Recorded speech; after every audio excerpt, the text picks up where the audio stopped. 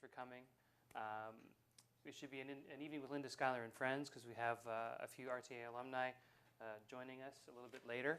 The format for tonight will be Linda's going to come up and talk for a little bit, and then when that's done, we're going to move to the couches and have a panel discussion with our guest writer-producers and Linda and myself. And after that, we're going to throw questions out to you guys, so you have a chance to ask questions of Linda and the panel. Emily Andras is here, Brendon Yorke, and Michael Grassi, and I'll get to introduce them more formally a little bit later during the panel session. But before we begin, I want to say a few thank yous. First of all, to Jeanette Paul, who's at the back there. Hi. Jeanette basically organized the entire event, so nothing short of great. Thank you very much for that. To Sean Haswell, who's at the back beside her. Thanks, Sean. Sean Exandi, the other Sean, who's somewhere. There he is behind the camera. And I don't know the names of the other tech folks, but thank you for being there. Sorry, I'm the writer, so I don't understand that stuff. A special thanks to our student volunteers, Lucy Martin, over there, thank you. Mark Moliterni is in the room still, yes, and Chris Howe, who's right there. So. And Charles Falzon, who really, the RTA leadership panels, it's his brainchild. We've had several of these in the past year and a half now with great success, and that's going to continue tonight, so we're really glad to have his leadership on these panels. So thanks, Charles, for that. Okay. It gives me great pleasure to introduce our special guest for tonight. Linda Schuyler is best known for co-creating and executive producing the multi-award winning show Degrassi, the whole franchise, which consists of The Kids of Degrassi Street, Degrassi Junior High, Degrassi High, School's Out, Degrassi Talks, Degrassi The Next Generation, which is now officially known as Degrassi, simply as Degrassi. The franchise has won 2 international Emmys, 20 Gemini Awards, 2 Prix Jeunesse, 2 Teen Choice Awards, the Critics' Choice Award, and countless other international awards, including a Peabody. In 2010, in celebration of the 30th anniversary, the Academy of Cinema and Television honored the series with a special honor tribute. Degrassi airs on Much Music in Canada and Teen Nick in the United States. And a radical change in programming format was made in 2010. The first half of the landmark 44-episode series was broadcast as a daily telenova, and the second half in a more traditional 1-episode-per-week format. The change met with overwhelming success and exhaustion, I'm sure, on behalf of the writers. It broke records in terms of ratings and creating an even more ardent following among fans on both sides of the border. And the model continues into the current season. In 1995, Linda, along with her husband and producing partner, Stephen Stone, founded Epitome Pictures. In addition to Degrassi, the company produced Instant Star, which is still distributed and shown in countries around the world. The movie The Week X-Rated, which later inspired the creation of 26 episodes of the dramatic series Liberty Street, and Canada's first primetime soap opera, Riverdale. Linda's a strong supporter of the mentoring process within her own company, in the television industry, and in education. Epitome Pictures hosted the first primetime television resident program and has participated in the CFTPA mentorship program. Linda's been a guest lecturer at Yale, the University of Toronto, and of course here at Ryerson, and has participated in panels in numerous industry conferences. In addition to producing and mentoring, Linda is a founding member of the Association for Media Literacy. She's a founding member of the association. She's a past chair of the CFTPA Board of Directors and a longstanding member of that organization.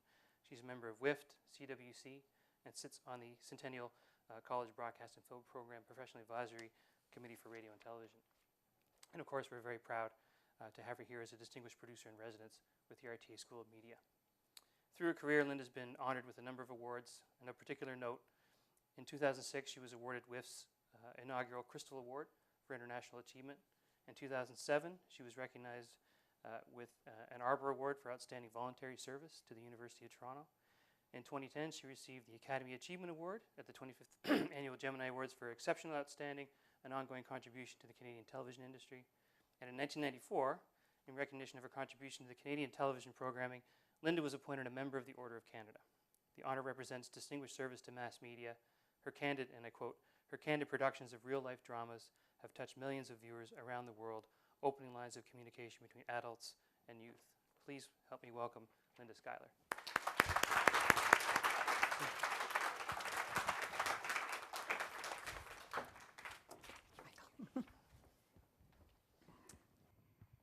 you so much. It's a real pleasure to have been invited here tonight to talk to you. I must say I am in awe of the RTA program that you have here, and certainly if there had been such a program 40 years ago, I would have been one of the first to enroll. So congratulations for the program that you're running here, and it's certainly my pleasure to speak to you tonight.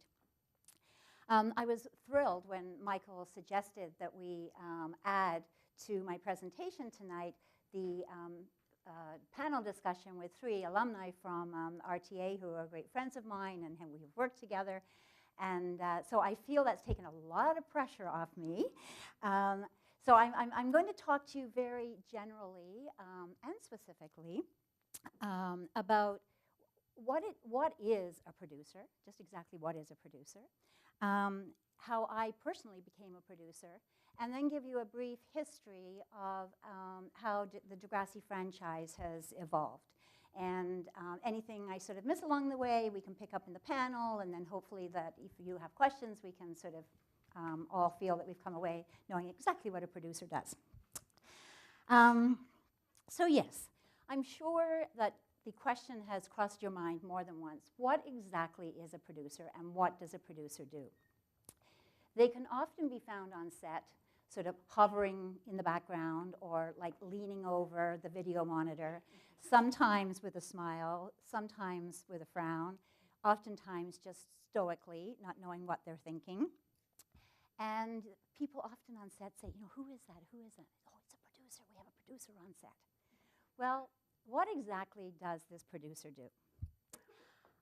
I thought I would just read from a little bit of a list of some of the things that I sort of think a producer does. And one of the most important things is we raise some money, we hire teams of wonderful people, we fire people when necessary, we oversee casting, writing, and all aspects of production. We work to build relationships with broadcasters, distributors, and international contacts. We pore over cost reports, we sign checks, we reprimand when necessary, we comfort as needed. We oversee scheduling, we worry about logistics, we lobby the government, we attend music and mix sessions, we plan publicity campaigns, the list goes on and on. Now, to be clear, little of this I actually do. Because the trick to being a good producer is hiring the right people.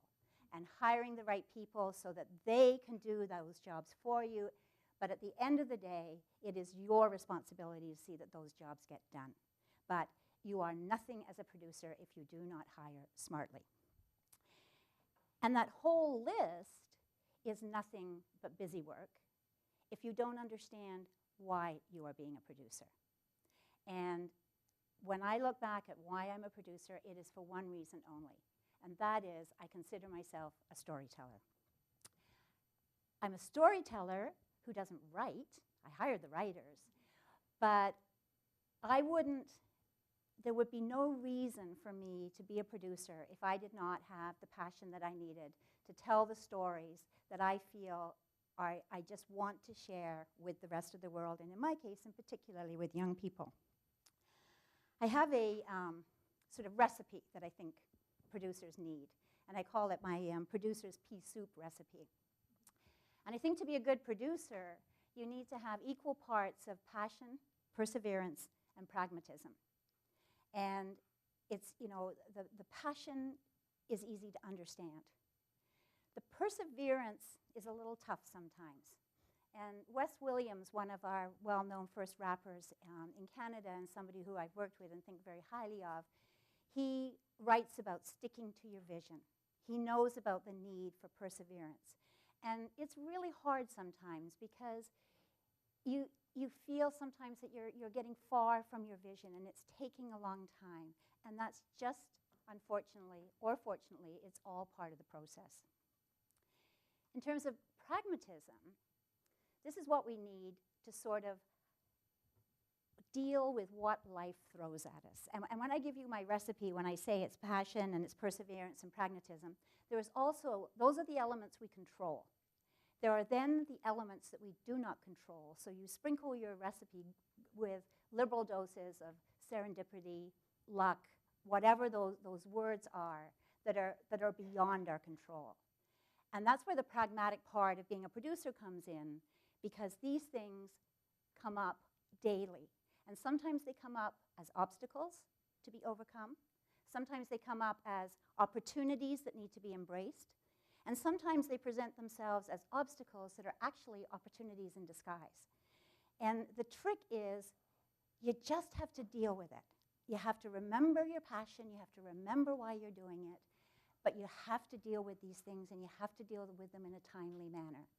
If you take a long time to think about, oh, is this an opportunity or is this an obstacle, and how should I do this? Maybe I'll get a task force and we'll study it. You're not going to get anywhere. You got to be nimble, quick on your feet, and just make the best decisions you can when life throws at you what it does, and remember why it is what you're doing. You're doing it because you want to tell story. You've assembled a team of people around you because they share your vision and they want to tell those stories with you. Now, as an independent, as a producer, I am not just a producer, I am an independent producer. And an independent producer means that you do have to form a business structure in order to allow you to be a producer.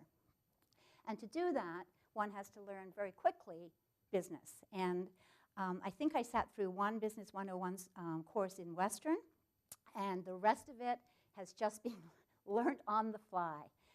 And sometimes, you know, when I'm having to read cost reports, or I'm having to look at financial statements, or I'm having to talk to the bank about a mortgage or a cash flow or a line of credit, it sometimes feels like it's a bit overwhelming. And I can tell you quite honestly, I started a business for one reason only, and that was to give me the infrastructure from which I could tell stories. So I'm also proud of the fact that I have somehow learned to run a business over time, and I like to think that my life is sort of spent nimbly moving from my left brain to my right brain, and I actually enjoy that a lot. And I enjoy being with my writers and making creative decisions, and then I enjoy being with my director of finance, talking about how we're going to finance this. And it's a great push-pull to go from your left brain to your right brain very quickly, from one meeting to the other. But at the end of the day, it is all about story. You're only juggling all of that because you have stories you have to tell. It's interesting because when I drive into my office in the morning, and along with Stephen Stowe, my husband, and I think I see him back there, we have bought a large studio where we produce Degrassi from, and we have a back lot. And when I drive in the morning and I see all the cars parked, it depends what day of the week it is or exactly where we are in the financing model, because sometimes I'll look at all those cars and my heart sinks, and I go, Thursday is payday. And all those people need paychecks. And all those people, I look at each car, and I know who belongs to each car, and I know they've got a mortgage and 2 kids in university, and they're counting on me or our team to get them that paycheck. And sometimes I know, and of course you don't let on, that we're really tight in the cash flow department, and are we going to be able to squeeze a little bit more out of the bank? Well, we know we're financed, which is very different than dealing with your cash flow. We know at the end of the day we will have all our money, but is it coming in a timely manner? And there are moments like that when I think, why am I an independent producer? And then there are days, better days, when I drive into the parking lot and I look at all those cars there, and I have a tremendous sense of pride, because I know that our company is employing all those people. We're creating jobs, we're creating spin-off activity.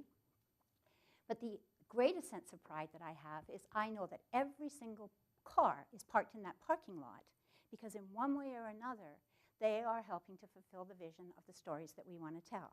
Whether they're the people making the sandwiches or the people cutting the paychecks or washing the floors or in the story department or in the art department, those cars are parked in our parking lot for one reason only, and that is to contribute to the team effort of creating story and creating series. And that's something that as a producer you can never use sight of. You're only as good as the team that surrounds you. So, how did I get to be a producer? It was interesting. I read a piece by Steve Jobs. It was a convocation address that he gave to Stanford a few years back. And he was trying to explain how he had got to where he is. and he said, I'm going to share with you a series of dots in my life. And he said, at the time when I was living them, they didn't necessarily make sense. But he said, as I look back and I join the dots in my life, I can see now what has led me to making Apple computers and all the wonderful things that he's done. So I sort of took that approach with my life, and I thought, what are the significant moments in my life that I didn't realize necessarily at the time, but have contributed to me having sort of the passion, perseverance, and pragmatism that I have to become a producer. I must say it began in 1956. That's a date that means nothing to you folks. I understand that completely. I was 8 years old, and my family were emigrating from England to Canada. And it was the expressed desire of my parents that they wanted to have a better place for their kids to grow up. They were living in post-war Britain. It was depressed, and they had come to Canada because they were looking for a better life. If this was a better life, somebody had better tell me about it, because my first day at school was so horrific, it is still painful to this day. My mother sent me to school in a gray tunic with gray knee socks and Oxford shoes and a tie, with the insignia of my St. Mildred's school that I had attended in England. I spoke with a British accent. My teeth were bucked. I talked about pavement instead of sidewalk. I talked about lorries instead of trucks. And I was teased unmercifully by so many people in my grade. And I went home crying on more than one occasion. Now, fortunately, I am, or learned to be, relatively thick-skinned. And I did adjust to school, and then I ended up actually having quite a lovely high school experiences. Well, lovely as much as high school can be lovely for one. And when I got to the end of my high school experience, I was fortunate enough to receive a scholarship, a math scholarship, that ended me up at Waterloo University, which in those days was a huge mud pit complete with all kinds of cranes and bulldozers and backhoes, because it was just the first year that it opened. And my parents couldn't be prouder. I received a letter from my grandfather in England, and he had typed it on an Underwood typewriter. And I know you don't know what that is, but it's all right. And it had, those things had ribbon in them that had black and red on them. And this letter was typed, and the ribbon wasn't in right, so all the letters were half red and half black. It was riddled with spelling mistakes. It was riddled with grammar. But the essence of it was, Linda, we are so proud of you. You are the first person in this family to go to university, and thank you, you have achieved everything your parents wanted to do. Problem was, I hated university. And I wanted out of there so bad. It wasn't just the mud pits. I was in the wrong program. I was not meant to be in a math program. I think I only got a scholarship because I came from a small town and the pickings were really slim. So before the end of the first semester, I had to come home and tell my parents, I'm leaving university. And that was a very, very hard discussion. And it was doubly difficult, of course, with my knowing what my grandfather had said. But I just knew. I knew it wasn't right. And I'm sure some of you, this is maybe not the first course you've been in, or you found times that you have to make changes.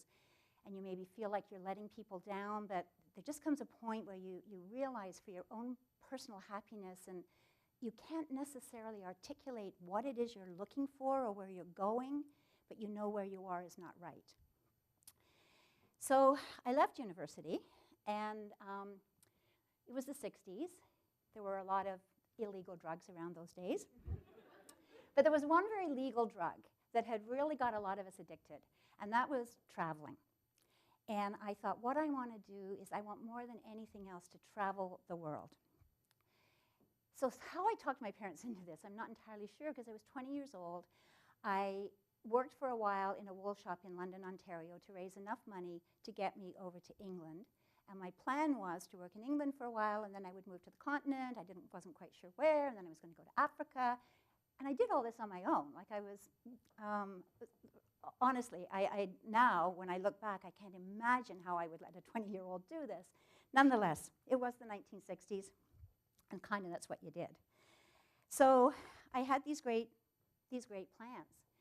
And I'd made it to England. I had a couple of jobs working as a ship's cook. I had a couple of really ridiculous jobs. I ended up at a pub where I made quite good money. And I was at a point where I had almost had enough saved to go over to the continent, and I thought, oh, this is great. The winter's still a long way off. I think this was July. I'll get over, I'll get settled. I thought I would start in France, and that would be great. I just had a few days, really, before I was going to leave. And at the pub, we had a day off. And a couple of the new friends that I had made said, oh, let's go up to the Lake District. Let's go skiing, water skiing for a day. Was a Canadian. I thought, oh, this is fantastic. I haven't done this for a long time. I'd love to go. We went. We had a wonderful time. And then everything changed. The car that we were in had a head-on collision with a double-decker bus. There were 3 of us in the car, and I'm the only one who survived. So my life changed very quickly. It was a while before I was well enough. I had head injuries. I had a lot of internal injuries. It was a while before I was able to actually travel, and I had to come back to Canada. And if ever I had felt like a failure, it was that moment. I felt like I had tried to follow my dreams, that they had been snatched away from me. Other people had been hurt. I'm the eldest of 3 siblings. Well, there's 4 of us in total. I felt that I was just a huge bad example to them, that I had let my parents down. It was really a low point in my life. Plus, it was August, and all my friends were in university, and it was too late for me to go to university. In those days, you could actually become a teacher with 1 year after grade 13, because school in those days went to grade 13. So really, I had no other option. Either I could get a job, or I could go back to studies, and I could go to Teachers College. Teachers College was not my finest hour. I felt maybe I was slumming it a little bit, because all my friends were in university, and they were in these higher pursuits. I was still in a lot of pain, healing from the car crash, and I wasn't quite sure where it was all going to lead me until I got in front of a classroom. And I cannot tell you the joy I had and experience when I was standing there with a bunch of grade 7s and grade 8s, which was the area that I'd chosen to specialize in. And it was just one of those moments where I thought, oh, I know why I've been through what I've been. I love these kids. And I fell in love with these young teens who were, a lot of people in Teachers College were scared of them, because they were like, they had lots of bravado and lots of attitude, and yet you could see that these are just young people trying to figure out their, taking these tentative steps from being a child to becoming an adult, exploring their sexuality, and I found them an extremely engaging and vibrant and wonderful group of people. So I taught for a couple of years in London and then moved to Toronto. And this is where I had one of what I call another one of my big dot moments, because I was standing in front of my class, and it was an inner city class. And for the first time in my life, I looked out on a sea of diversity, because coming from London, Ontario, it had really been quite middle class, quite white. And I was in love with these students. And they came from all over, and they shared with me their lunches. They would share with me spanakopita and pierogies and curried goat. And they would also share with me stories. And they would share with me their stories about what it was like going home, and your mother doesn't speak English, and she has expectations of you. And so they were living this life where there was Canadian expectations during the day and old world expectations at night. And I looked at my kids and I thought, good Lord, Linda, you were fussed about a little bit of an English accent, and you were white and you spoke English. How are these kids coping? So at the same time, I had been taking whatever film courses I could find on the side, because I was still working on my university degree while I was teaching. And I went down to the Toronto Board of Education, and I found that they had a cupboard. And in this cupboard, there was all kinds of professional film equipment. There was an Arri BL, there was a Bolex, there was a Niagara. You don't know what any of these things are, but they were important at that time. It was professional pieces of equipment. but it was under lock and key. And I said to the director of the department, I said, what is this equipment doing here? Oh, it's very special, and we're going to make movies, and so I said, who's going to make movies? Well, we don't know yet, but it's really important that we have this special equipment. So I thought, oh, I know who's going to make movies. So I put a proposal through to the board, and I said, I would like to make a documentary with my class called Between Two Worlds, and I would like to do an honest look at the lives that I'd explained to you. And strangely enough, they gave me a bit of a budget. It was a rather liberal time in education then, and they gave me a budget. I, of course, did not know how to run an ARI or a BL or a BOLEX, as I had told them, so I quickly enrolled in a couple of weekend courses at the Toronto Filmmakers Co-op so I could learn how to load a magazine and unload a magazine. And with my students, we ended up making about a 20-minute documentary. And when I look back at it now, which I haven't done for years because it still is somewhat embarrassing, the craft level of it is the most embarrassing. But what is not embarrassing and what does hold to this day was the sheer raw emotion that was captured. And it wasn't all negative. There was joy in this as well. But there were, it just felt very authentic and very real. And when I showed it and shared it to the Board of Education, they were completely thrilled. It was a time when Trudeau was Prime Minister, multiculturalism was a buzzword of the day. And they said, this is exactly what we need. And they actually sold that documentary right across Canada. All boards of education across Canada bought it, and even a clip of it was shown on NBC. So it was an incredible experience for me as a first-time filmmaker. And that was very critical in sort of the path that led me to where I am today. Another piece that came from my teaching life was I used to try and get, particularly on Friday afternoons when it was a softer time in the classroom and I wanted my class to maybe chat and chill out a bit, I tried to get what we called audiovisual bits to show and share with them so that we could elicit discussion. It was very hard to find these things. The National Film Board had a couple, and one of them was called The Summer We Moved to Elm Street.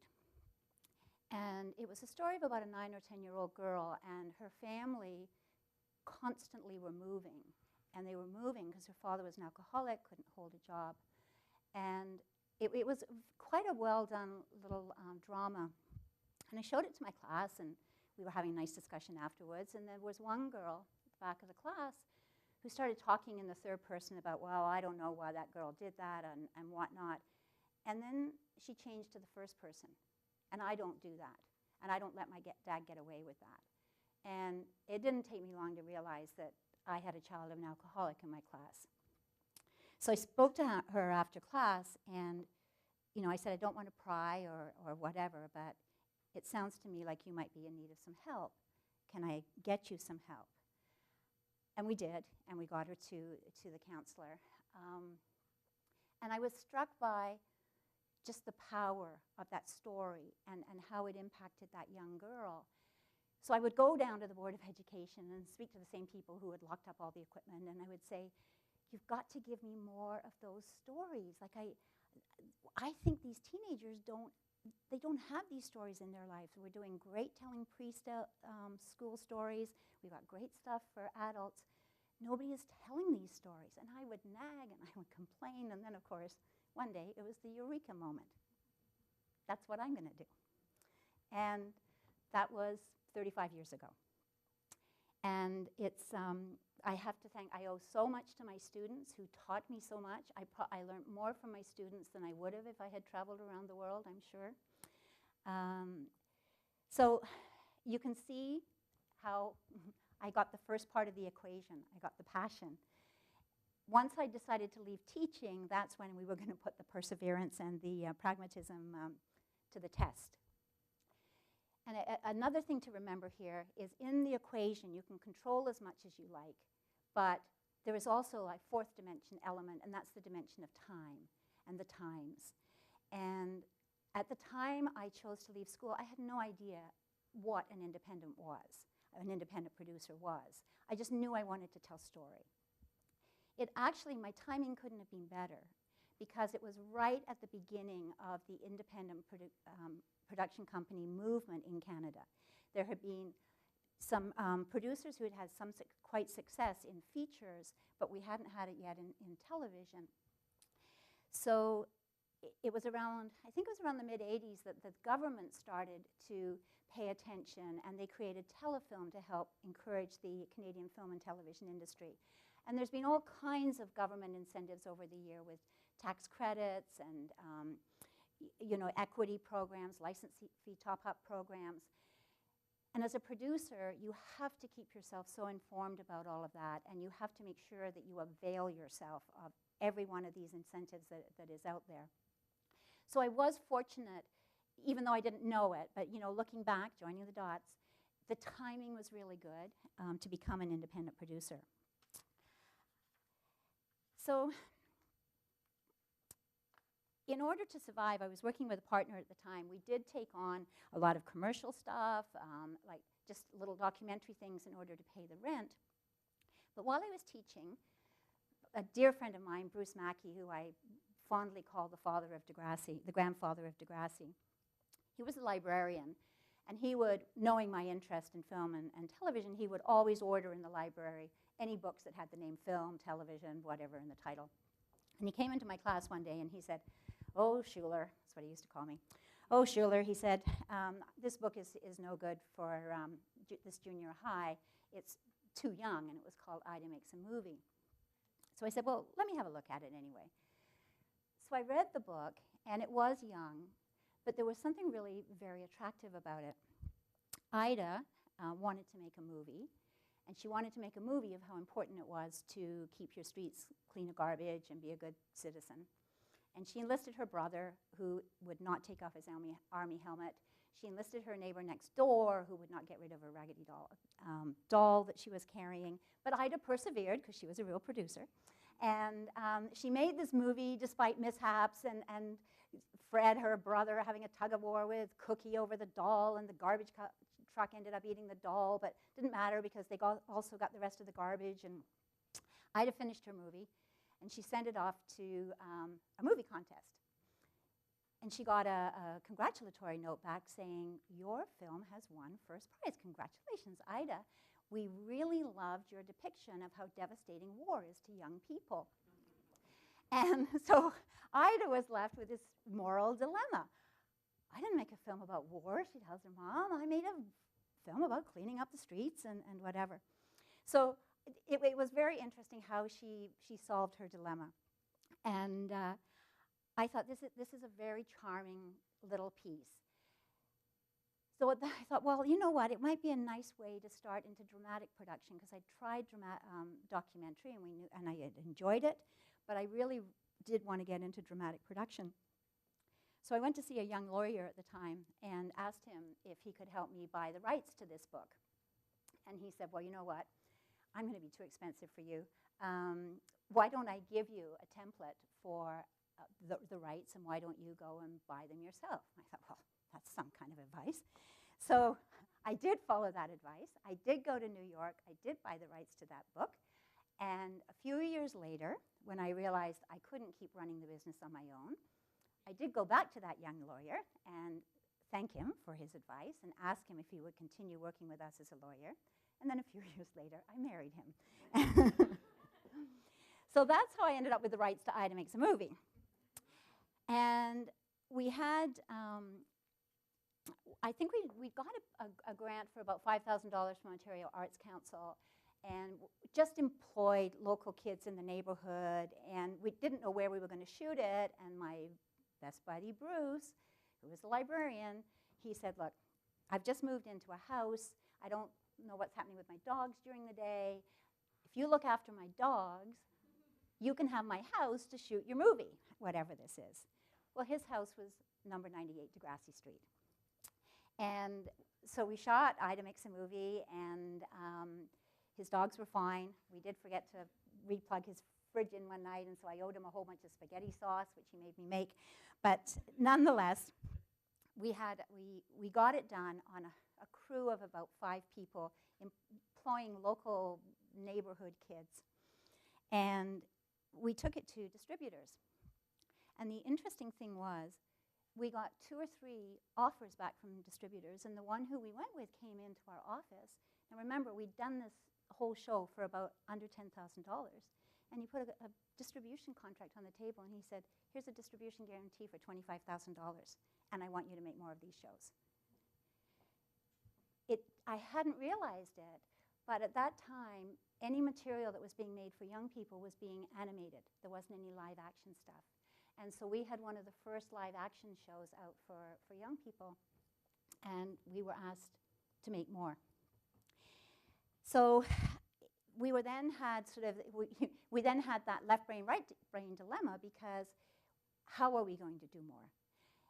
And creatively, we knew we had hired a charming young girl, Zoe Newman, to play Ida, but we couldn't do Ida goes to hospital, Ida buys a dress, Ida does this, because we couldn't pin a company's hopes on the whim of a 9-year-old girl who did not know if she wanted to be an actor or not.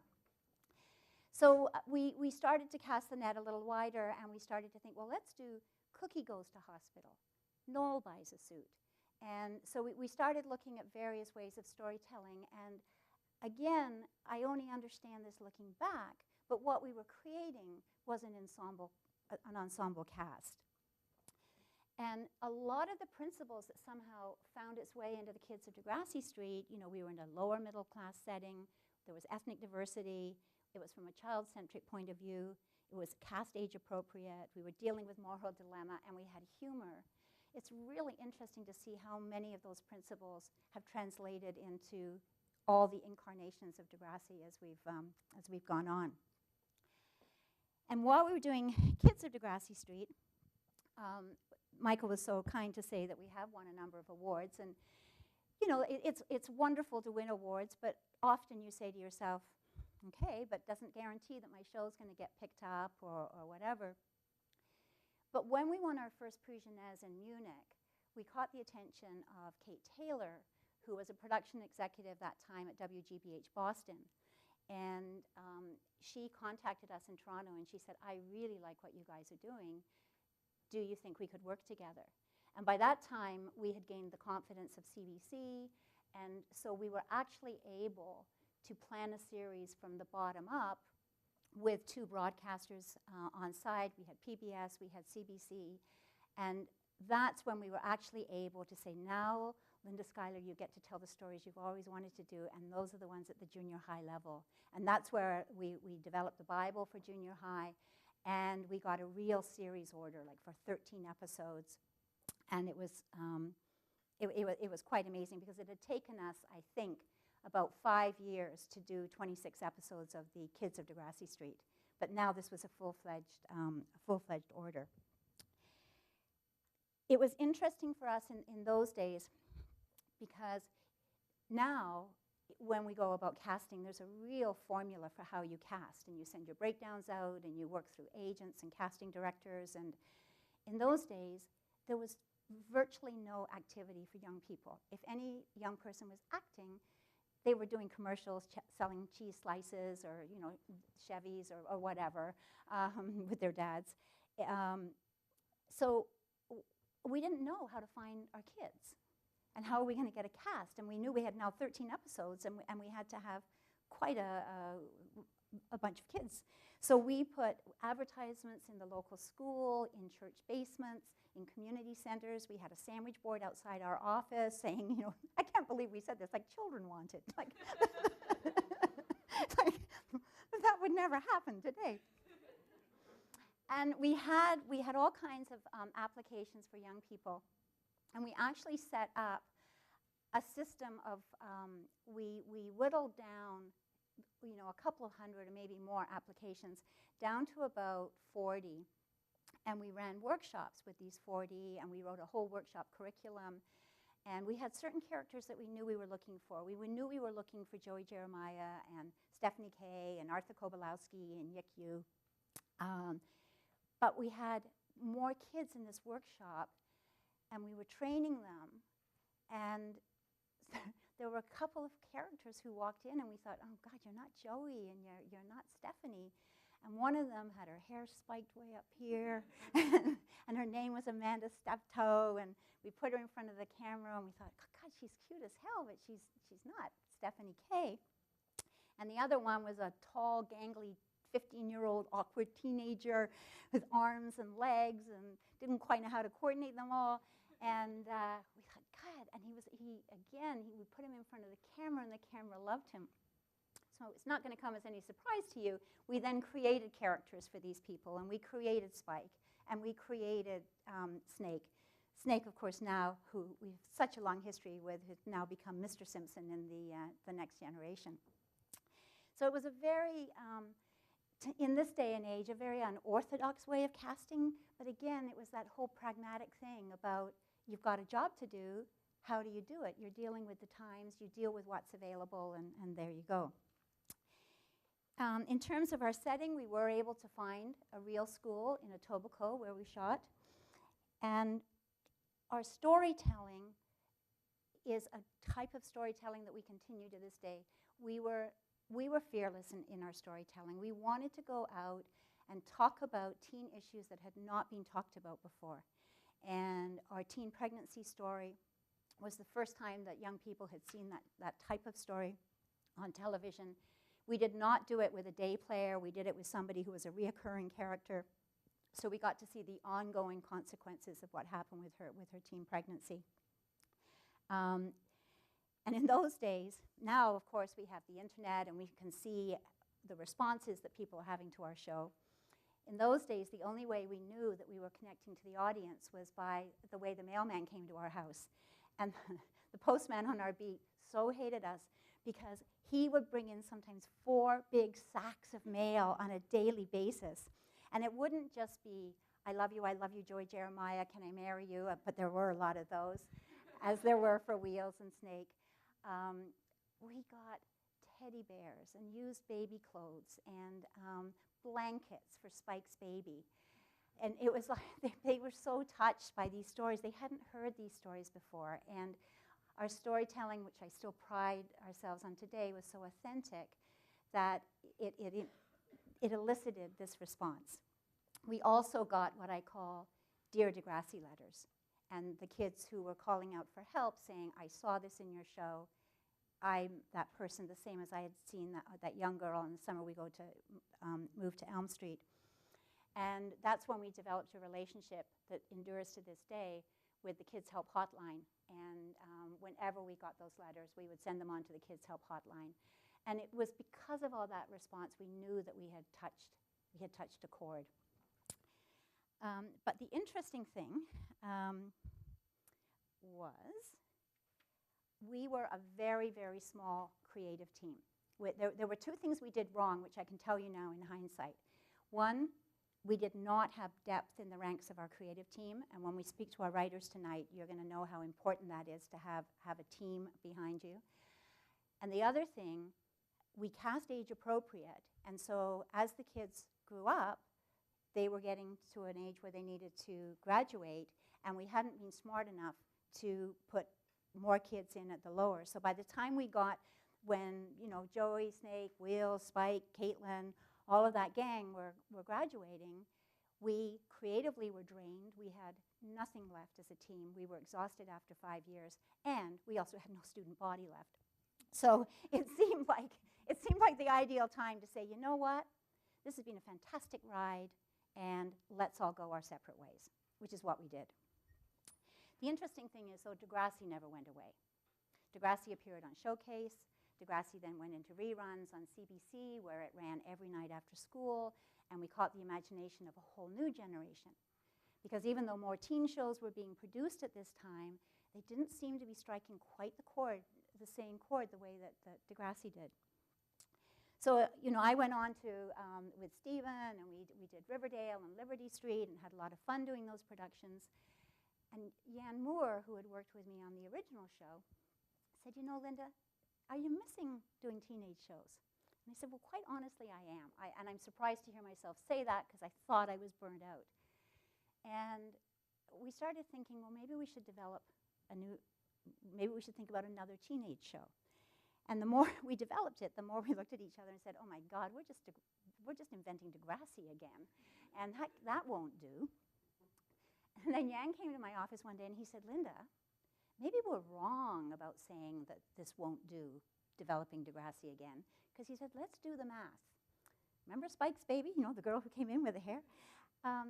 If her daughter if we followed chronologically her age, she would be going into junior high right now. And it was like another one of those eureka moments. Oh my God, that's so true. And that's where we thought, you know what? This is the serendipity that happens. We just said, let's embrace it. Let's develop Degrassi, the next generation.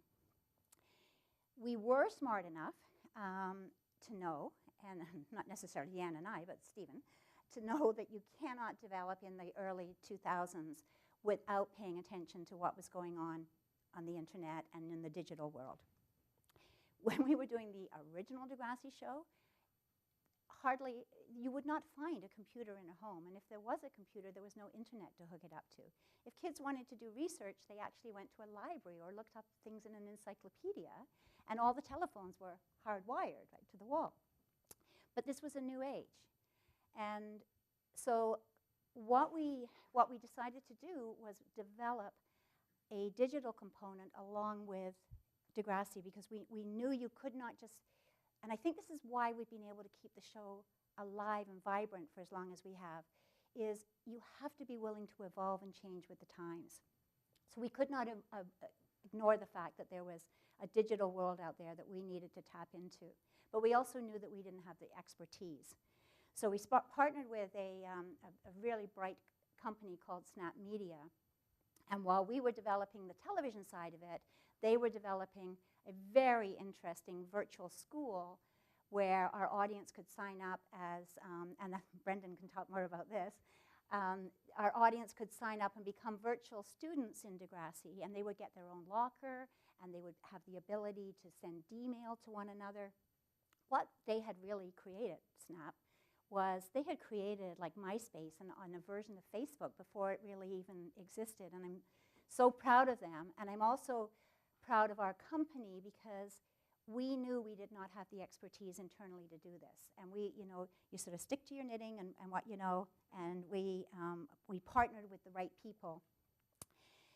So we also, another piece of serendipity was at that time, CTV had just been bought by Bell, and they were part of Bell Globe Media. And the buzzword in those days was convergence. And we walked in the door, reviving a brand with a converged platform. And again, it was just one of those wonderful moments of timing being everything. And we started a relationship with CTV at that point. Meanwhile, through our distributor, we were able to sell the first Degrassi Next Generation to the N, which part of the Viacom group of companies, which then has become Teen Nick. And the interesting thing is, with that broadcaster, CTV, and with our broadcaster, Teen Nick in the States, 13 years later, we are still making the show with them, with orders that are now up to 40 episodes a year. So it's a testament to, I think it's a testament to two things. One, there are really strong founding principles at the bottom of this show, and they've evolved from the beginning. But one of the things, our first mandate, of course, is to entertain. In the olden days, we used to say, olden days, classic days, whatever, we used to say we need to entertain and we need to educate. Because in those days, there wasn't the internet, there wasn't information readily available for kids. But as we came back with the next generation, the education mandate went away. I would sometimes say that we're entertaining and we do want to enlighten a bit. We do want to inform, but it's not the same educational mandate we had in the original show. But under that umbrella of wanting to entertain, our goal is to reassure young kids that they are not alone. It's to celebrate diversity. It's to cast age appropriate, which might sound silly, but I think a lot of our authenticity comes from the fact that we have 16-year-olds playing 16. And you can have a 26-year-old who looks 16 play the role, but they're going to bring 10 years of life experience to that screen that somehow doesn't have the same authenticity measurement that it does when you cast age appropriate. We're fearless in our storytelling. If it's being talked about in the schoolyard, in the mall, we will talk about it on Degrassi. But we're also very careful as to how we talk about it. And when we got the Peabody Award a couple of years back for the season where both Brendon and Michael Degrassi were working, they gave us a wonderful citation, and it was for the episode that we did on, the first episode on having a transgender character in Degrassi. And they said to us, this show neither sensationalizes nor trivializes. And I can't think of a nicer citation to get, because it means that we're willing to go forward and tackle story, but we're not doing it because we want it to be sensational. At the same time, we're not saying to kids, oh, you'll get over it. We want to deal with it head on. And so being fearless in terms of our subject matter, whether it's a transgender character, whether it's a school shooting, whether it's oral gonorrhea, you name it, we've done it all. You have to be fearless. And then the last point I want to add is we have to have liberal doses of humor, because the teenage world is not one just of angst and worrying about these larger issues. It's also, you know, a lot of wonderful things that come out of love triangles and outfits one has to wear to school and all of that. So those, I think by holding true to those principles, those become a good measure at the end of the day for do we still have our storytelling on track? And the other thing is, it's the hiring of the teams that I talked about at the beginning. You've constantly got to have fresh people coming in, and people who are going to care about your storytelling as much as you do, but they're going to bring their fresh eyesight to it and their fresh vision. And part of my challenge as the producer is to embrace these new voices, at the same time feel that we keep the ship sort of on track. But we have to be able to have the voices come in, and our young cast as well, to keep it alive and keep it vibrant. So, yeah, here we are. We're going into episode 13 of Degrassi, The Next Generation. We passed our 300th mark last year. In the middle of the season, we had our 300th episode, which gives us 400 episodes in total on the complete franchise. We're very proud of that fact. And I just want you to know that behind my desk I have a book, and the book is called Why I Do What I Do. And I have little clips in there and little excerpts from stories that people have shared with me after they've watched a Degrassi episode. And it's moments like a mom writing to say, you know, I hadn't spoken to my gay son for 20 years, and I saw your episode of Degrassi when Marco came out, and I picked up the phone and I called my son. We recently ran an episode on a story on suicide. Very difficult story to tell, and to tell right, and to not have copycats, and we're very aware of all that. The number of emails that we've had back from people either saying, I was considering that myself when I saw your show, I know that I will not be doing that, or I've had a friend who's been considering it. So there's an incredible reward that comes from working on a project like this. So, yeah, I mean, I've sort of given you, as I said I would, a brief explanation of what I thought a producer is, how I got here, and history of Degrassi. So I think it's a perfect time because, as I've been telling you over and over again, it's all about story. There's no reason for those of us around our office to work other than to contribute to the story that's being told. So Michael, I think it would be an awesome time to bring up the writers. Thank you, Linda. Thank you. That was very inspiring and dramatic and touching and everything. Thank you so much. Somehow the five of us are going to have to fit on those two couches, so I'm happy to sit on anybody's lap. Brendon, Michael? Yeah, sure. Just like when we were they were students. Sorry. Was it? Thank you. So the girls in the boys' couch. I'm going to introduce our other special guests in a moment, and then we're going to sit down and have a post chat while they get mic'd. I'm going to say a few words about them. Michael Grassi is a screenwriter and producer. and Sean is right here beside me. It's okay. No, nobody can see you. Michael Grassi's worked on Degrassi for the celebrated series' past 5 seasons, writing numerous episodes, and most recently acting as co-exec producer.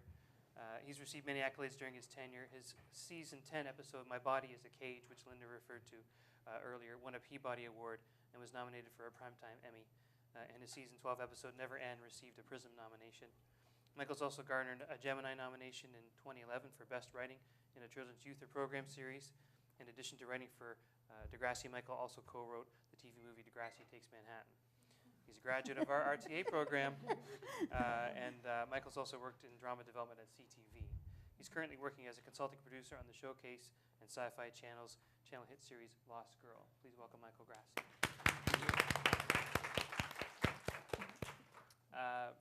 And next to him, Emily Andras, showrunner and executive producer and writer, with experience as exec producer, and series creator. This Boston-born screenwriter has a diverse list of television credits to her name. She's currently the showrunner of the hit Showcase and Sci-Fi USA series Lost Girl, which we just heard about.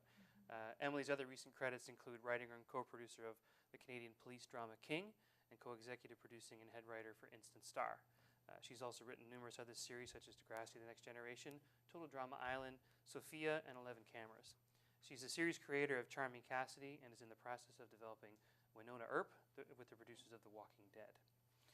Emily was raised in Calgary and grew up figure skating, playing rugby, and rereading Little House on the Prairie books. She wrote this, not me. We didn't know you were going to read She this. currently lives, of course. He's now, wait till you hear Brendan. Skim over that. She currently lives in Toronto, where she enjoys time with her husband, whom she met at Ryerson, and 2 children.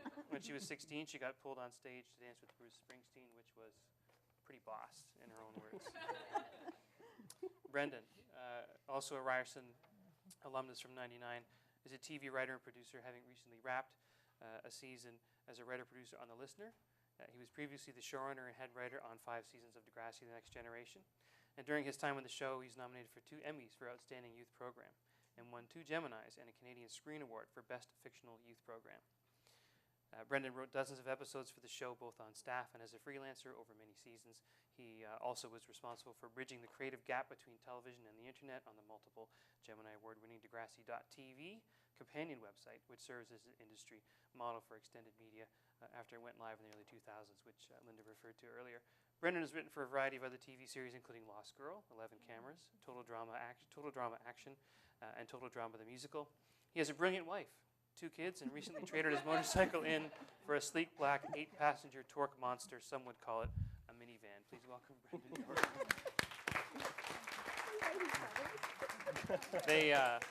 They wrote those. Yeah. Because I could never. Didn't know you were going to read them out loud. I know you didn't. That's part of the fun of this part of the job. So, Linda, thanks again for that great talk. I guess I want to start by asking, 400 episodes. You have a lot of passion. Yes. 400.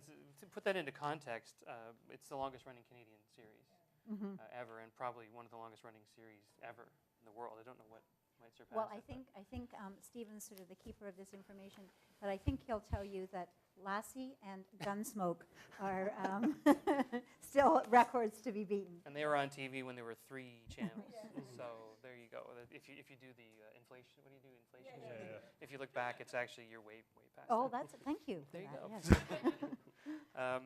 So I wanted to ask, with 400 episodes, how do you keep the passion up after all those years? There they are, right there.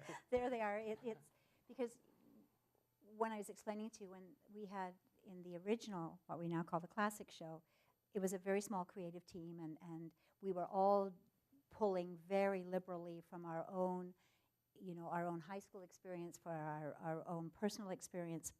And it's been very different for me as I've moved into the next generation, because I really have become a generation removed, and hiring people like these brilliant folks on the couch beside me who are much closer to the age, I rely on them a lot. It doesn't mean that I still don't have passion and energy for what I do, and I get very excited about the stories that we tell, but I have a team of people who are actually able to do a lot of the legwork. the story generating machine that you are, where do these stories come from? We've heard from your own personal experiences. And I guess my question I want to ask is, what's the atmosphere like in the writer's room?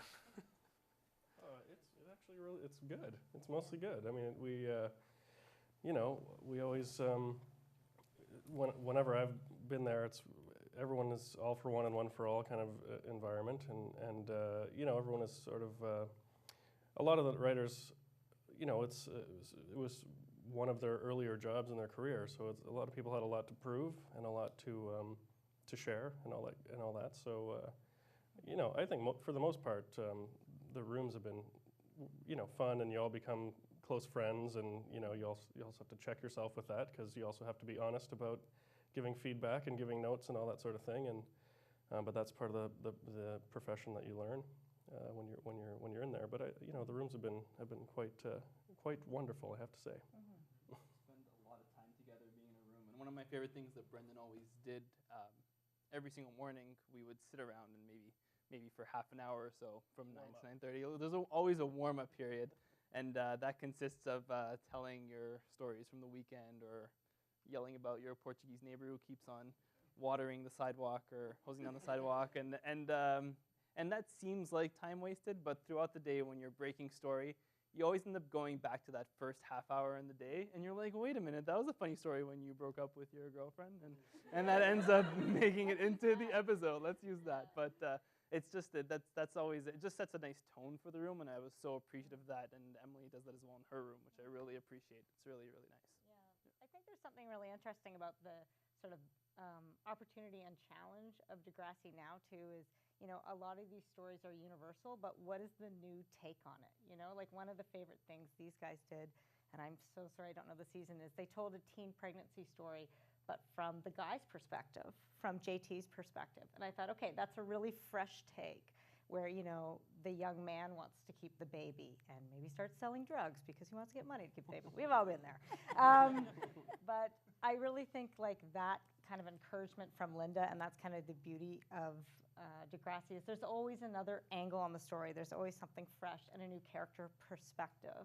So I think that's part of what's so fun about being in the writer's room. Yeah. And another of our RTA alumni, Kristen Sims, she's quoted on IMDb as saying, if you reveal something in your writing, it's a bit safer than in reality. But in writing rooms, it can get a little dicey sometimes. Yeah. Oh, I don't really want to talk about that. But at the end of the day, if you want to be an emotionally honest person and writer, you have to open up. Yeah.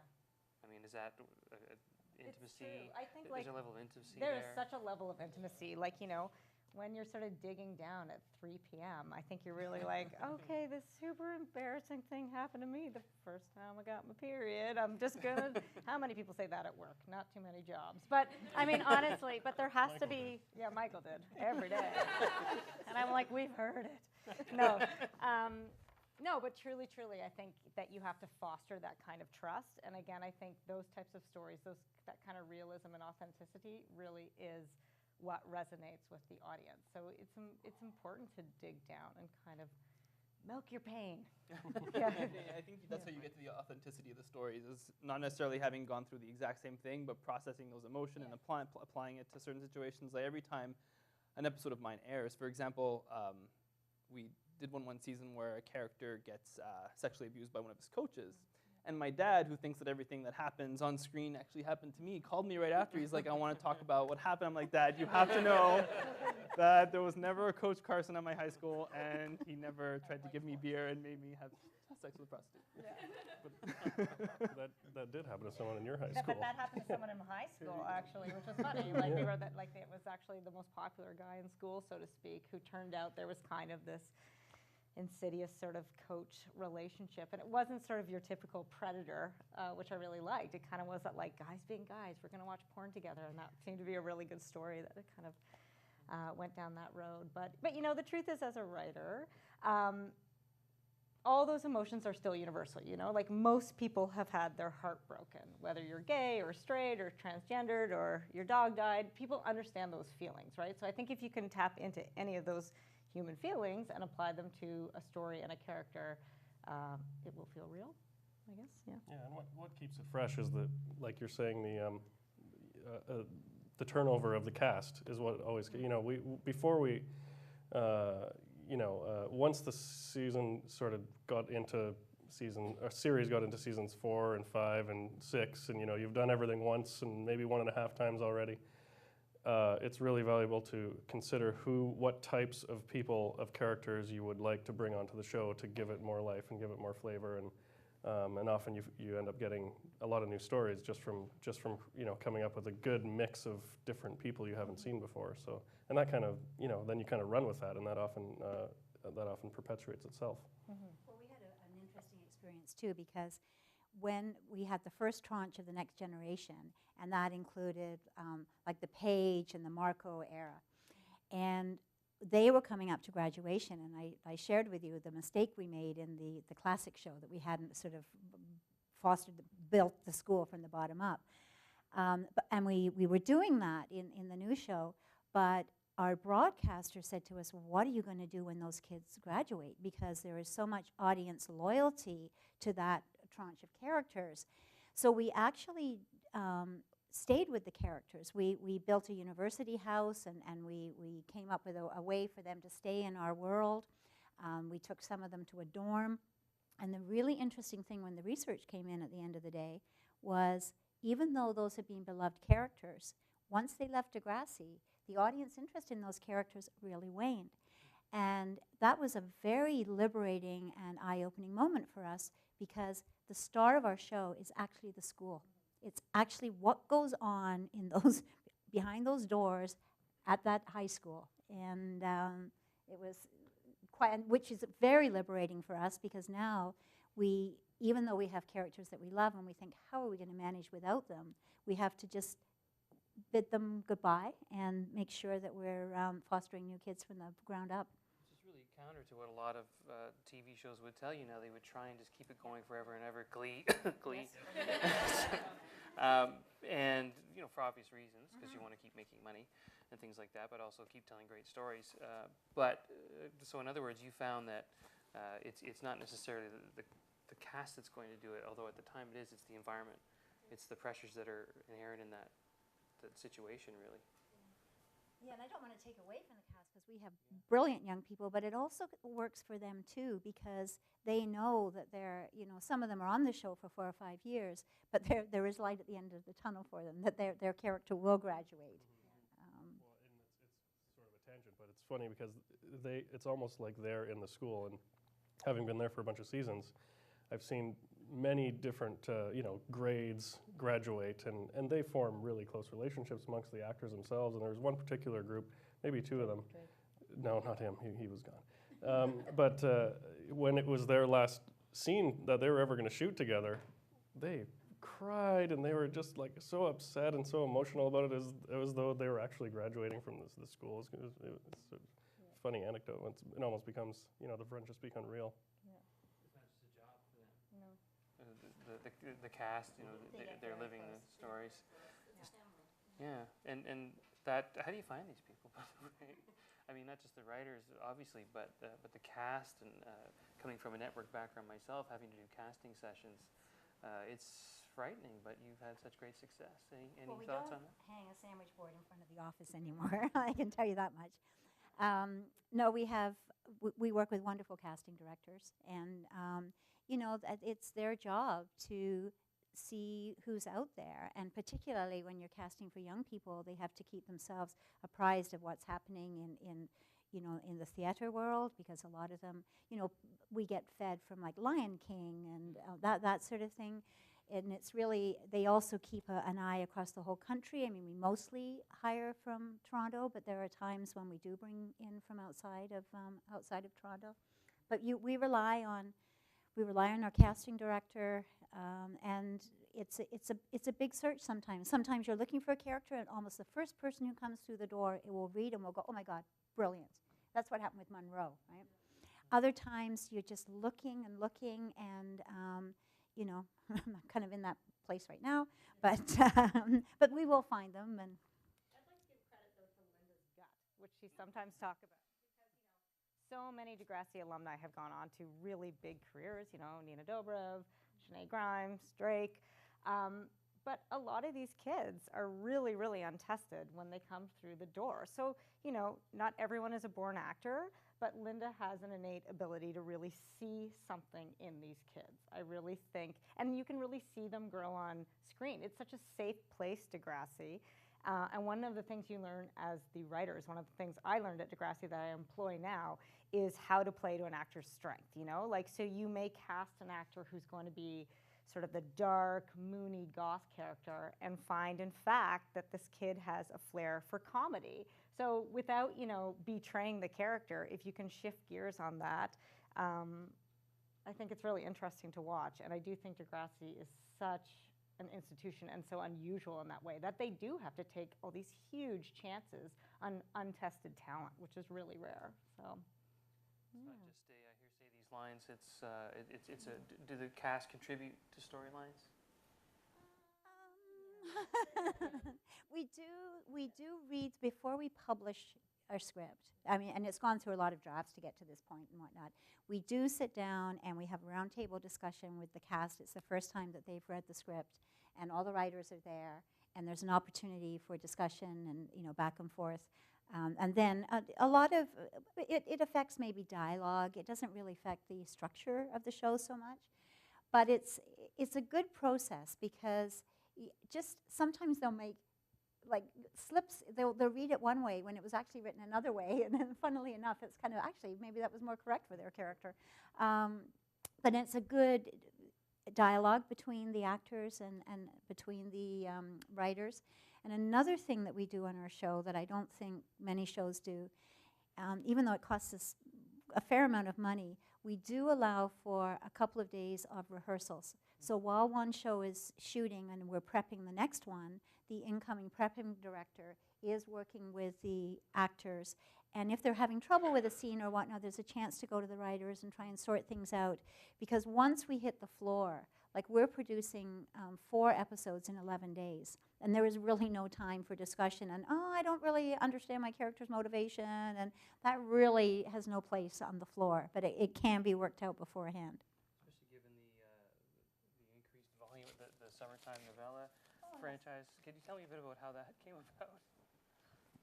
Well, it was an initiative from an American broadcaster, Teen Nick, and they were just thinking of innovative ways of trying to boost ratings. And one of the things they had noticed that when they ran fresh new episodes in the summer, or even when they ran repeats in the summer, they were getting higher audiences than they were during the winter.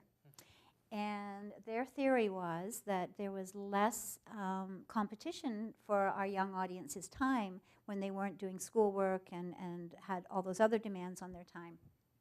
So they said, let's experiment. Let's experiment by running a whack of original content over the summer.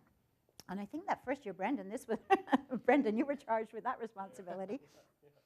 Well, it was actually, it was interesting. It was kind of refreshing because, finally got the chance to tell longer evolving stories. And that was kind of the deal, sort of, if we're going to do this.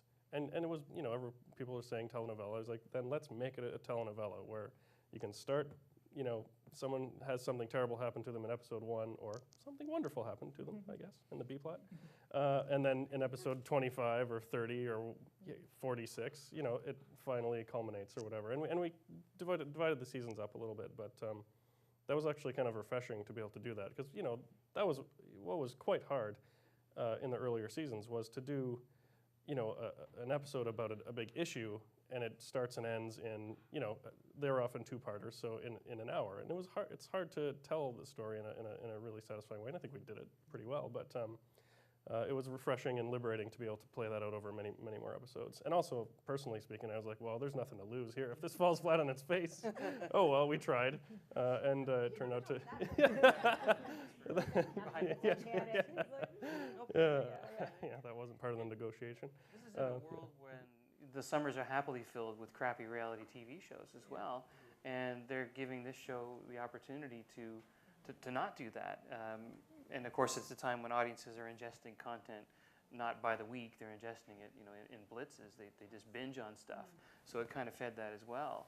And with huge success. And how many dramas get told, hey, let's give this a whirl, So it's a testament to the show's nature and the types of storytelling engines that you guys have going, and the ability to be. It's the ideal format for the show, now.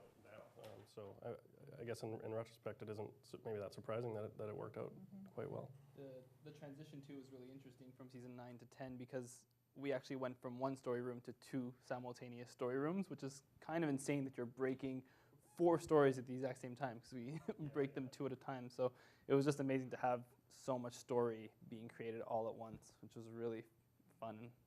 Tell us a bit about that process, because I'm sure people out there want to know that they're aspiring to be in your place someday. Linda, they'll be out there giving you resumes. No, we said no resumes. We said no resumes. I say that really loud. No resumes.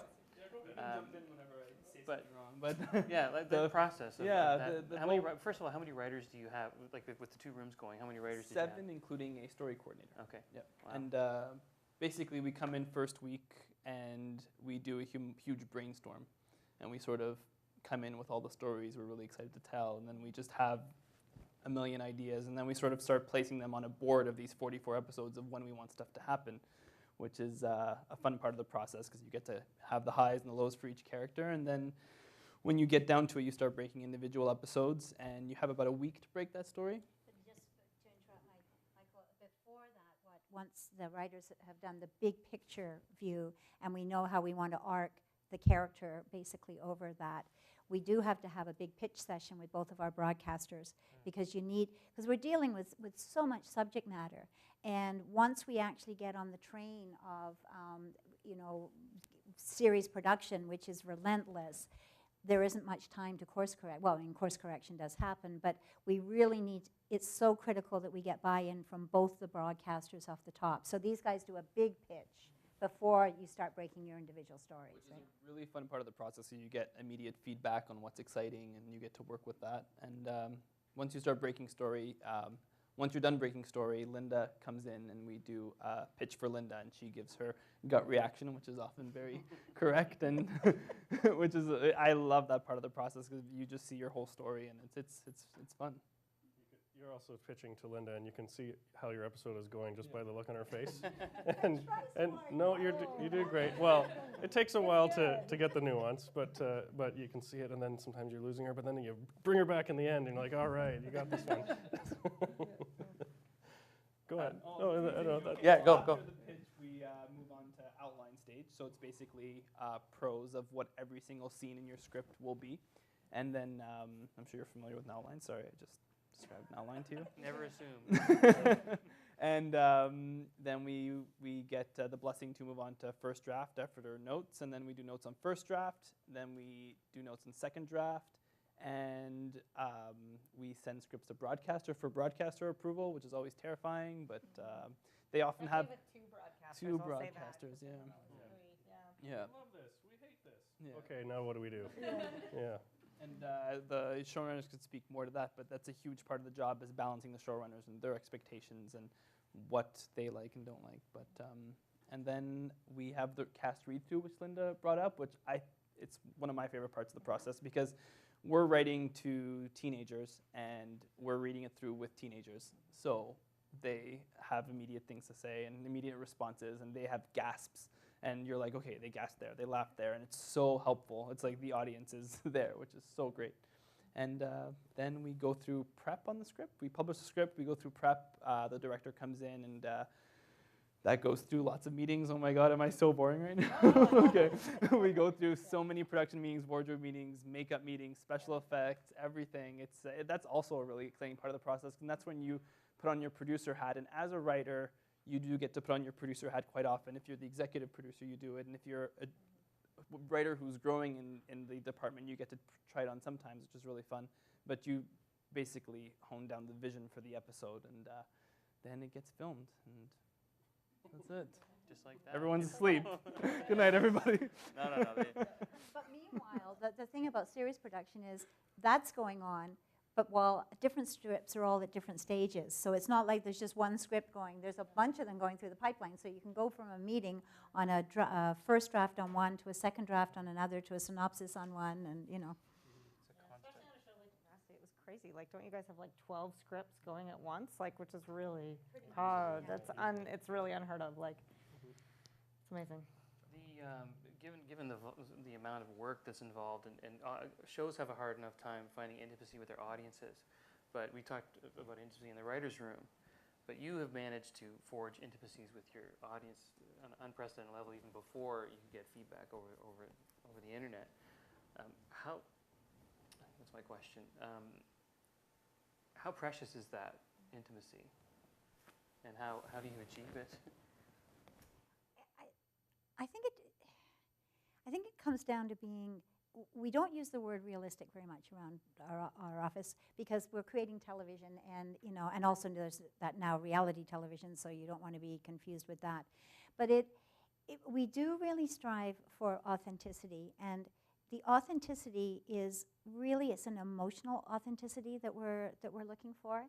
And I think the fact that we're telling teenage stories, that as Emily pointed out, there's incredible universal appeal to those stories. That's why our show travels so well. We're in over 150 territories around the world because that teenage experience is so universal, and because we do try very hard to make the emotional authenticity work.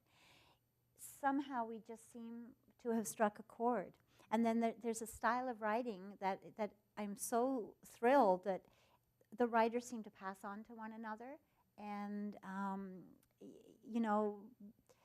Sarah Glinsky is now heading the department. Well, she was in the department with these guys before, and so there's just a continuity. And when I mentioned to you in my talk that we have a few fundamental principles that you have to hang on to, and it becomes a bit of a good checklist for your script. Have we strayed? And so I don't know. I mean, the question is a bit like, how do you catch lightning in a bottle, right? Because there's no real formula answer to it, but there is something in the ether that we look for. And yet it works so well. And you just said, I'm not going to say rules or ground rules, but checkpoints. They're things that you want to make sure that you address on a regular basis. Do you think that's part of the success of it continually being so on the mark? I don't know. I mean, I think the tone is kind of walks a line between, we walk the line between being too earnest and too glib, and a lot and some shows often err on one side or the other when it comes to the important things. If you're telling a story about someone who has to get their room painted, in time for the thing, then you can have fun with that or whatever. But the emotional stories, it's just the truth to them, and I think that's what carries it along. I think one thing I learned at Degrassi too, and you can really see it when you're interviewing writers coming in, is when you're writing for teenagers, like we've all been a teenager, and now you can kind of look back, you guys, it's like 5 minutes ago. But for me, it's like, oh, remember when I thought I was in love, but I wasn't in love. You can't have that patronizing sort of take on the situation. When you're a teenager and you think you're going to marry the guy you're going to prom with, you believe that, and that's a genuine emotion. So I think it's really critical for us as writers not to look at it through the lens of experience, but to try to tap into those life and death feelings you have when you are a teenager, And I would say, you talked about Glee. I love Glee, but my one comment is sometimes I feel like it's seen through that prism of like, oh, these silly teenagers, they think they have dreams. I mean, that's totally dismissive. Please don't tell Ryan Murphy I said that.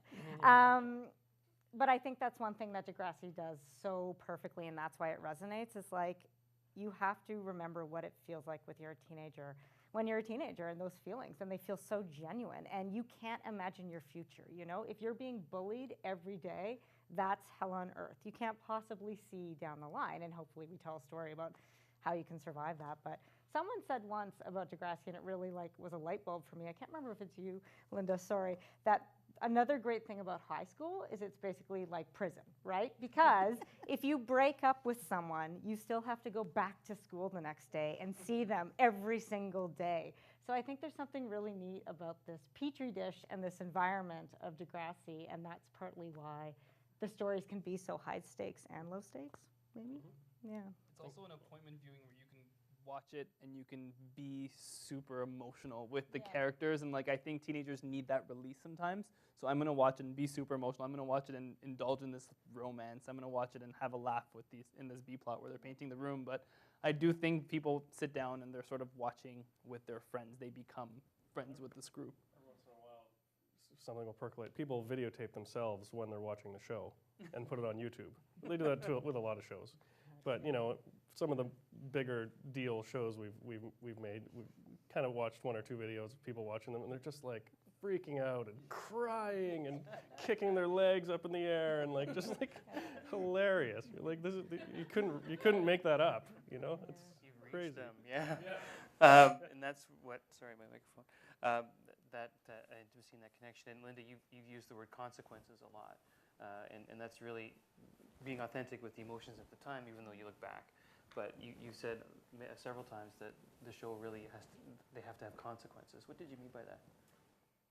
Well, you know, it's very easy to tell stories where people get in trouble. They do a lot of things they shouldn't do. They're driving drunk, or they're smoking dope, or whatever. And Degrassi does have, part of the mandate of the show is to show, we understand you're going to be experimenting and trying these things, but there are consequences to it. One of the things that Brendon was alluding to earlier was in the earlier incarnation of the show, in the classic show and in the early days of Degrassi: The Next Generation, it was mandated by Teen Nick that we had the consequences for action within the same episode, so that if a young viewer started watching that episode and saw somebody like Peter take drugs, they needed to go right to the end and know that he was going to go to rehab in that time period.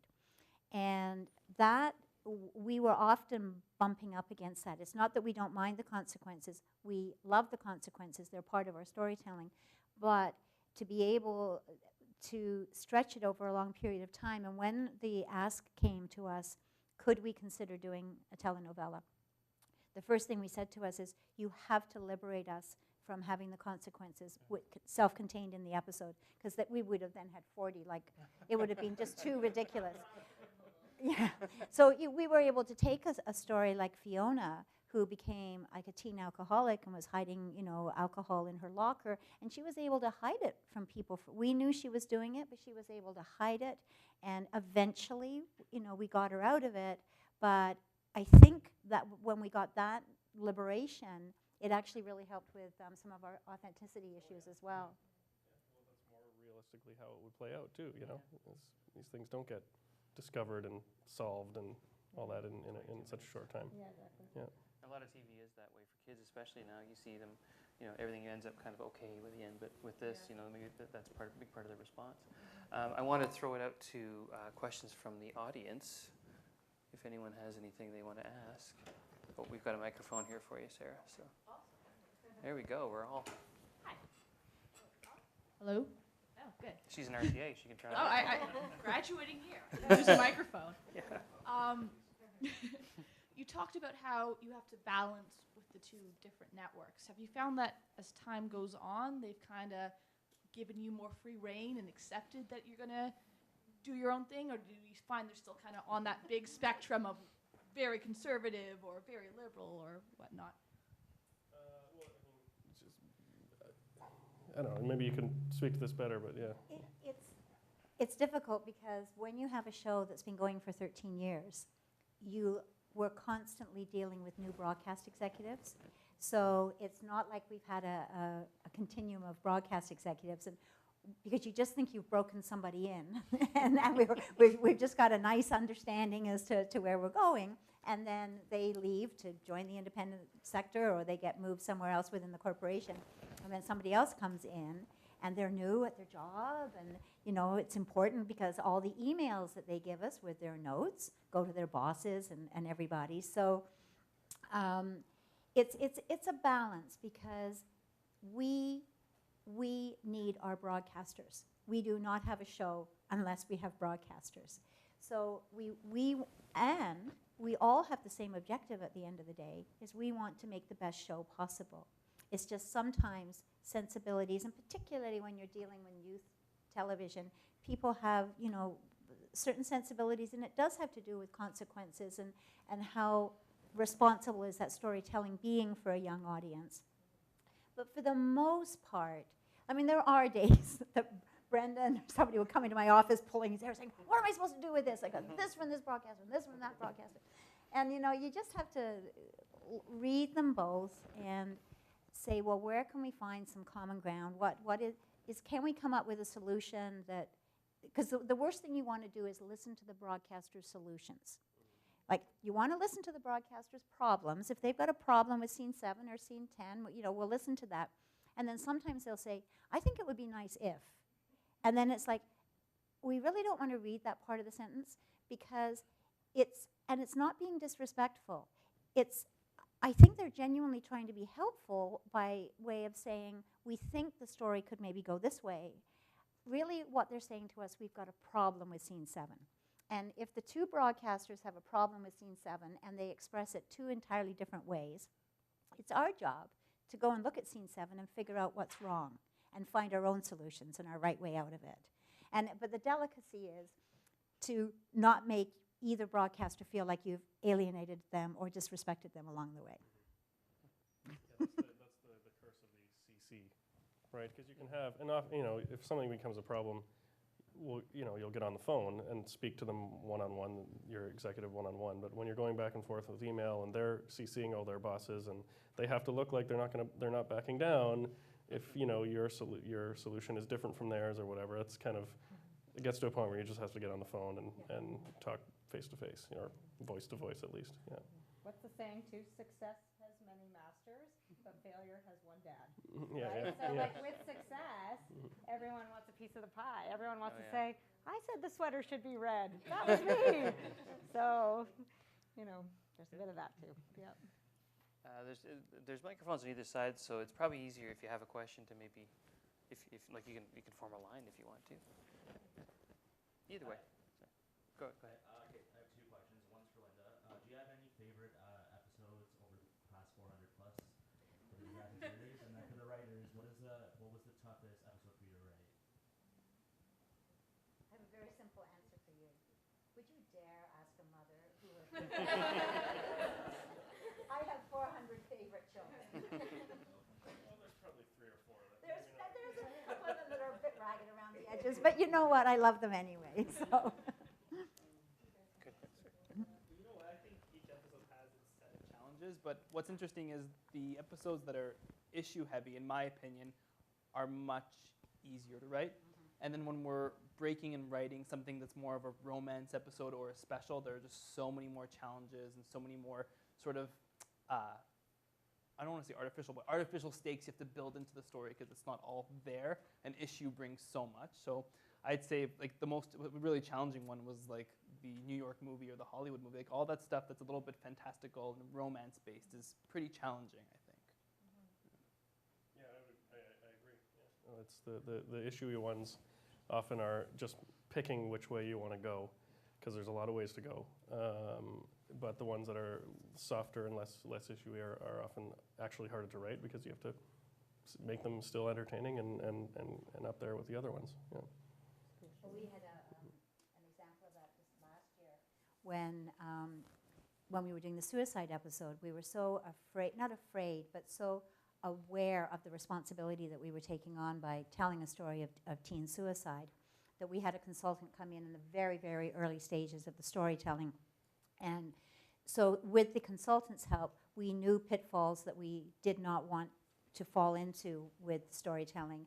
So therefore, you actually end up with a very clear set of principles that need to be dramatically explored, but there was substance right from the get-go. And Michael told you we had 2 story rooms going. Well, at the same time the suicide story was being broken, we were breaking the special, which was to be a romp, which was Degrassi Goes to Las Vegas. Well, that was the hardest story to really find the roots for, because kind of anything goes, right? So the kids are away from home, and they can get in trouble, and great, but how, where, who, why? And it was, we struggled. That script went through far more drafts than the suicide script. Maybe outside of the confines of the high school, the petri dish, as you described it, has a big part of that. And if you go out there, there's too many, writing is always difficult choices. Yeah, and you don't want too many coincidences, right? Like you have to, okay, they're in Las Vegas, but it all has to work, It can't just seem like, oh. Can't just be feather hats and lineups Vegas, Vegas, Vegas. The other episodes that are always the hardest to write are the episode after the suicide Yeah, episode, that's so hard. or the after someone dies, or or someone, JT because you're gets stabbed. when after JT died, this episode you had a funeral, and you're like, well, in real life this would just be a huge bummer, because it's and people deal with it different ways, and you there's tears through the pain or whatever, laughter through the pain, but they still have to be fun to watch. Yeah. So those are some of the most challenging ones to write, are the ones right after a big sort of tragedy. Grief is really passive too. Like when you think about watching someone grieve, often you're just watching someone cry versus watching the character do something or want something or work towards something. So you have to find a way to do those post episodes in that they're using their anger to do something or tackle something. So that's hard. Other questions? There's a few hands up. Sure. Take your pick. Oh, there you go. Okay, I have 2 questions as well. My first one is, since you said you didn't have a favorite character, I just wanted to know if there's a character that you could most relate to, or anyone that you really identify with, because you said that there's some people who create videos of them watching a thing, and I know that if I did, I'd be like bawling my eyes out every time someone's like going through a breakup or they're having some family troubles. So yeah, which characters do you identify most with? And my second question is, how long does it take to create an episode, like the filming, the production of it? And what are the challenges of keeping it up to date with like the teenagers now, the way they talk and they act? Whoa.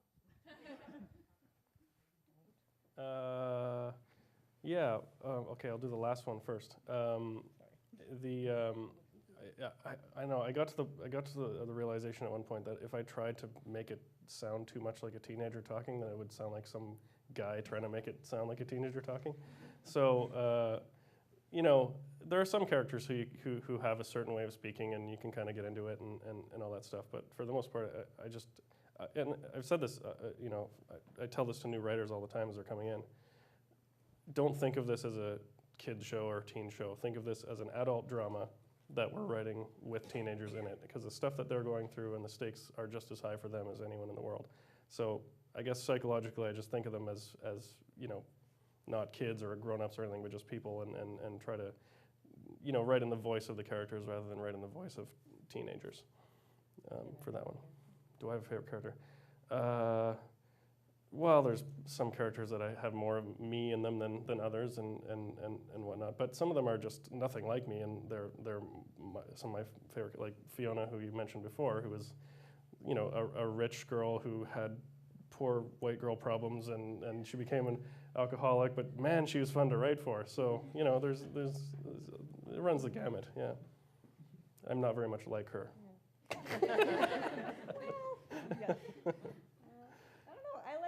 Old school characters, like older. I like Spinner. I just think he's hilarious, like so funny.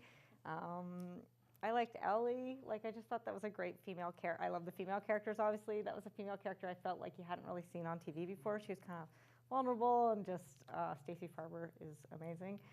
I think those are 2 of my favorites. I love Manny too.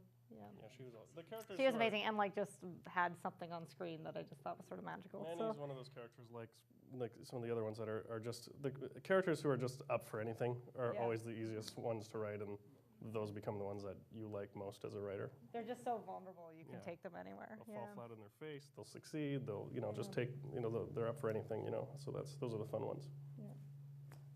In terms of the voices, we've wiretapped every school bus in the city.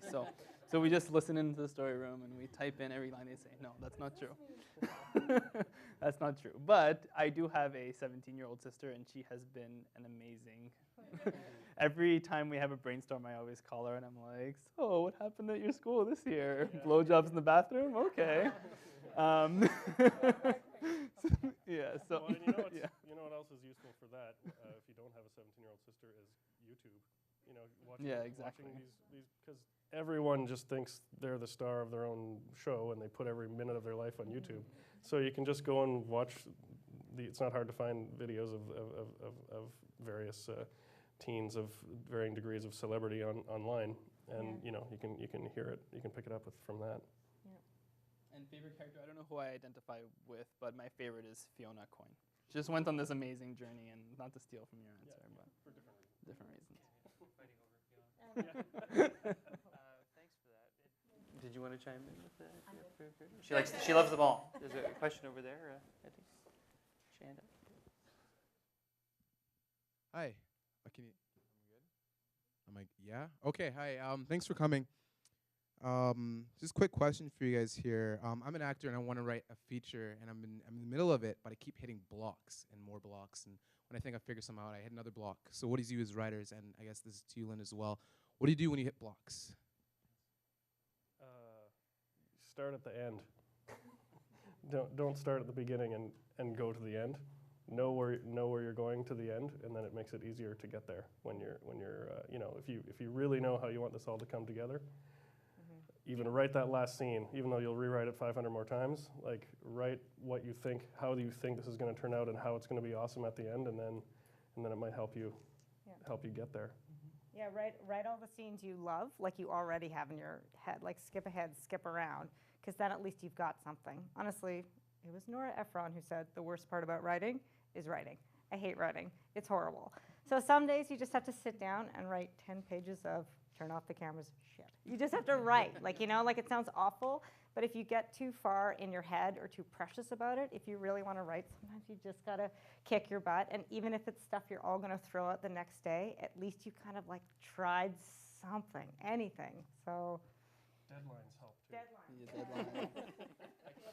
With Emily Moore, like, just get it out. Even if you're writing, person walks into a room, farts, and leaves. Like, if that's what you have to do, that's what it is. I'm going to steal from Brendon here, but Brendon always says you can't fix nothing. Oh, I thought you were stealing my fart scene. Oh, no. Yeah, I always steal that. But, like, you can't fix nothing is such a real thing. And my other really quick advice is go for a walk or a run. Like, don't sit in front of your laptop or surf the internet when you're stuck.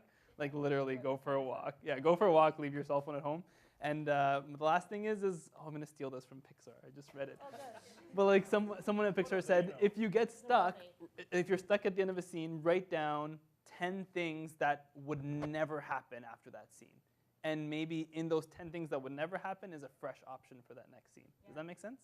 Okay, try that. Good advice. Great advice. Tomorrow, 10 pages. Yeah. And good luck. Yeah. Question? I kind of have two, and they're not quite related, so answer them as you choose. My first question comes back to your process in the writing room, and that is, do you use story editors, and if so, in what capacity? You seem to be quite a self-contained writing room, and I'm sure you provide feedback for each other, but do you use story editors as such? Well, we are story editors. So we all pass around the scripts within the story room, mostly. Yes. Yeah.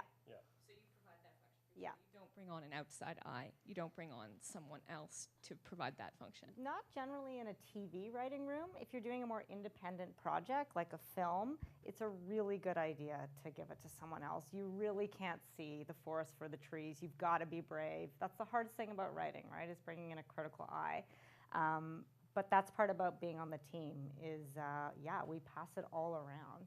And it's one of the most incredible things, particularly at Epitome Degrassi, is so good about this. Like, with the writing room comes terror and safety, though. Like, maybe sometimes you get stuck and you need help, but sometimes maybe you get to be someone else's savior, which is a great feeling. Maybe you need to say, oh, just do this. Fart scene, whatever. Writes itself. Yeah. It's very short. Yeah. Anytime anyone sends in an outline or a draft, everyone reads it. The 8 people read it there, and everyone gives feedback in a big round table kind of format. And so you're always doing that. You're always storytelling everyone else's stuff. And once in a while, we'll bring in freelancers to write a script, but they're only concerned with their own episode. And then the story editors within the department, you often give it a working over once they're done with that too. And more and more in the last several years, most of the freelancers have written for the show before, so we have an idea of how to hit the ground running. To expand on what Emily said really quickly, having the internal story editors that you really trust, and when you hand in a first draft or whatever, it's such an important time to take a risk in a script and to try something that might not work at all, that's completely ridiculous, but if you really know and trust your story editors, then you can take those risks, and no one's firing you for writing the fart scene.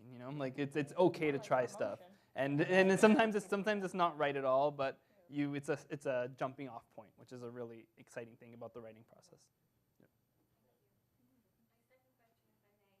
Is to do with mentorship. It's something, Michael, that you mentioned in your introduction.